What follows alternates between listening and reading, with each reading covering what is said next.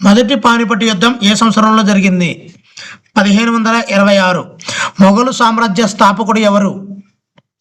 బాబర్. అక్బర్నామా, ఐనే అక్బర్ గ్రంథాల రచయిత ఎవరు? అబుల్ ఫజిల్. శివాజీ ఎవరి నాయకత్వంలో గెరిల్లా యుద్ధ తంత్రాలను ఉపయోగించారు? మరాఠాలు. ఎర్రకోటను నిర్మించిన మొఘలు చక్రవర్తి ఎవరు? షాజహాన్.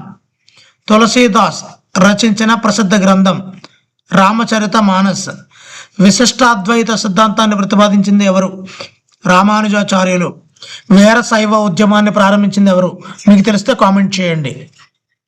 సిక్కుల పవిత్ర గ్రంథం గురు గ్రంథ సాహిబ్ను ఎవరు క్రోడీకరించారు? గురు అర్జున్ సింగ్. రాష్ట్ర ప్రభుత్వానికి అధిపతి ఎవరు? గవర్నర్. శాసనసభ సభ్యుని పదవీ కాలం ఎంత?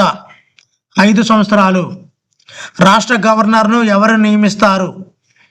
రాష్ట్రపతి. భారతదేశంలో మొట్టమొదటి మహిళా ఉపాధ్యాయురాలు ఎవరు? సావిత్రిబాయి పూలే. రమాబాయికి ఏ బిరుదు ఇవ్వబడింది? పండిత.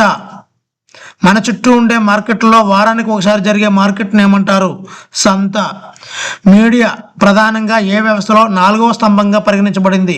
ప్రజాస్వామ్యంలో. కుతుబ్ మినార్ నిర్మాణాన్ని ఎవరు ప్రారంభించారు? కుతుబుద్దీన్ ఐబక్. ఆంధ్రప్రదేశ్ రాష్ట్ర శాసనసభలో మొత్తం నియోజకవర్గాల సంఖ్య 175.